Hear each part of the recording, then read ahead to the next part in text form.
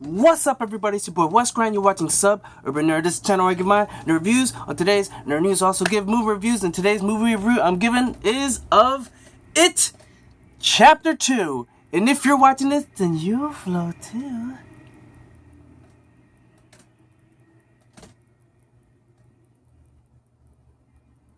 Anyways, I just wanted to mess around. But yes, I watched this movie and I gotta tell you, I liked it. And if you haven't watched any of my reviews, I usually go about, I tell you the pros, the cons, what I liked, what I disliked, and then I kind of give it a grade at the end.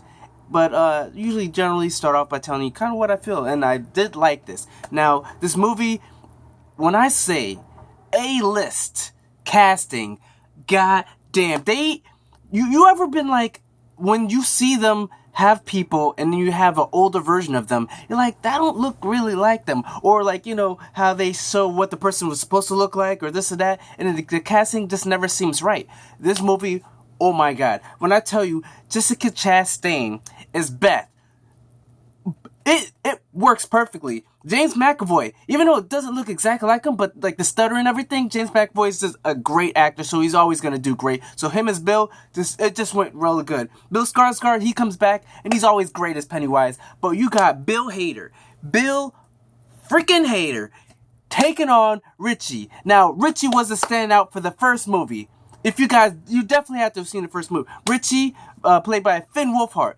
This kid, he just stole it. He stole the show as Richie. It was funny as hell. And Bill Hader, he took on the mantle, and he was just as funny. You've got also Isaiah Mustafa, which, if you guys don't know, that's a freaking Old Spice guy. Yes, the Old Spice guy. Like, oh my god, I didn't realize this watching the movie. You don't realize it watching the movie, but after the movie goes and you hear the name, you're like, wait a second, I know that name. You look it up, it's a dude.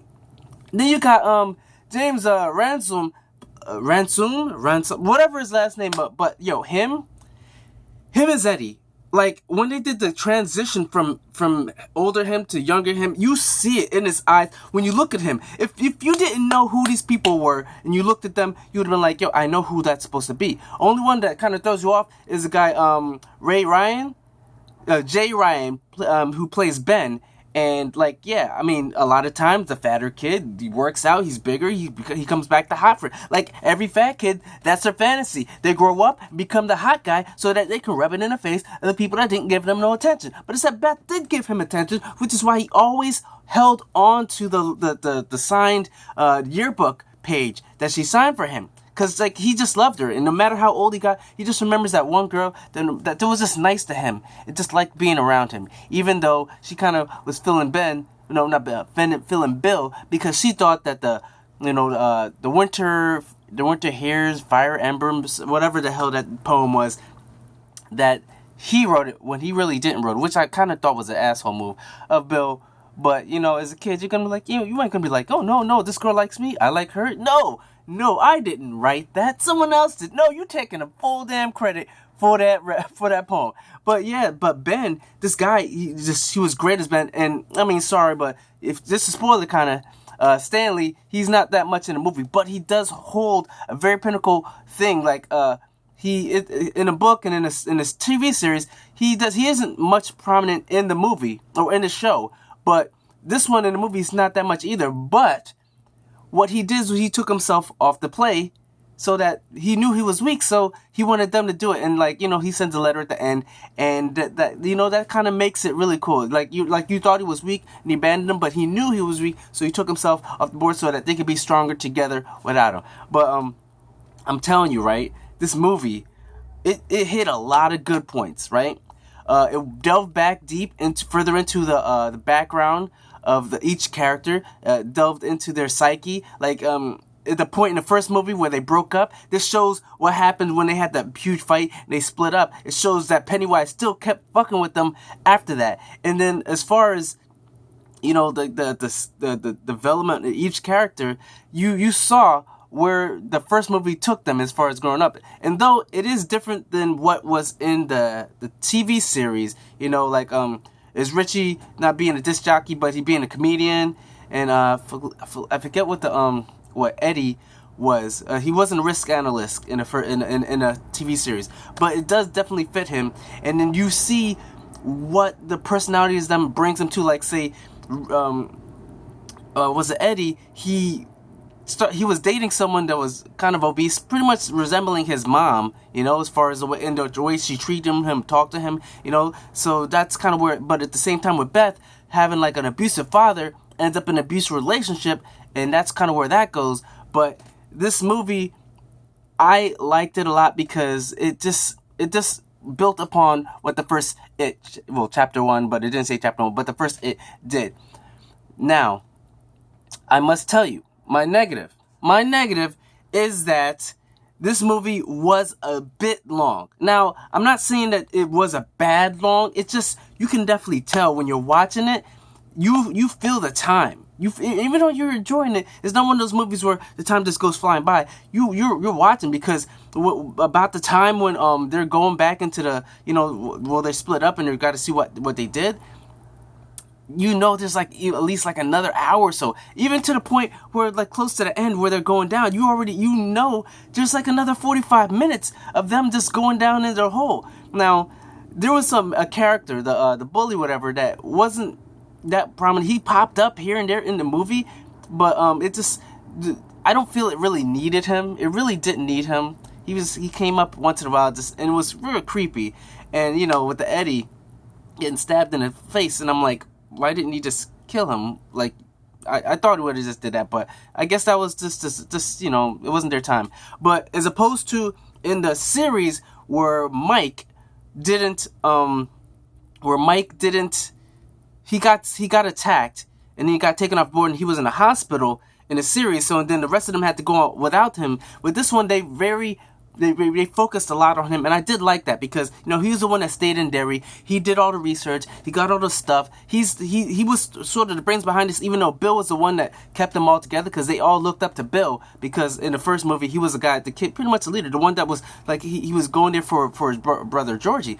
But Mike, he was the one that had the plan, even though he definitely, screwed everybody by kind of like lying to them. But at the same fact, if someone told me that they were gonna what am I gonna do? I'm gonna have I wouldn't have came back either. I'm like, yo, fuck that. But except once they found out that if we don't kill him, we're gonna commit suicide or kill ourselves. Yeah, you know what? Let's try and take this on. And after you beat him the first time, it's like Bicycle was like, yo, you should have the confidence already. Like, no, we're taking this guy down. We beat him as little kids. We can sure as hell beat him as adults. And that's one thing. Pennywise though, very creepy. Like I said, another one of my bad things, like, say there's a girl. The girl that you see very briefly in the beginning where the gay dude gives her the toy that he wants. She pops up again, and there's a scene with Pennywise, and I'm wondering, other than to show how creepy and how bad, evil Pennywise is, why was the scene there for the girl? You know what I'm saying? And it's like, what? And it makes me wonder, what's up with Pennywise? Are you hungry? Are you not? You're killing these people. Are you, before in the first movie, you killed other people, but except you let these kids live. You kept just toying with them, I guess, to make them taste better, instead of just killing them when you could have killed them, each individually by themselves, when you've done that with other kids, but yet you let them get together, band together, and then try and fight them all. I don't understand the process of Pennywise, but at the same time, I still enjoy the movies. It had a lot of good jump scares. The story was fairly good.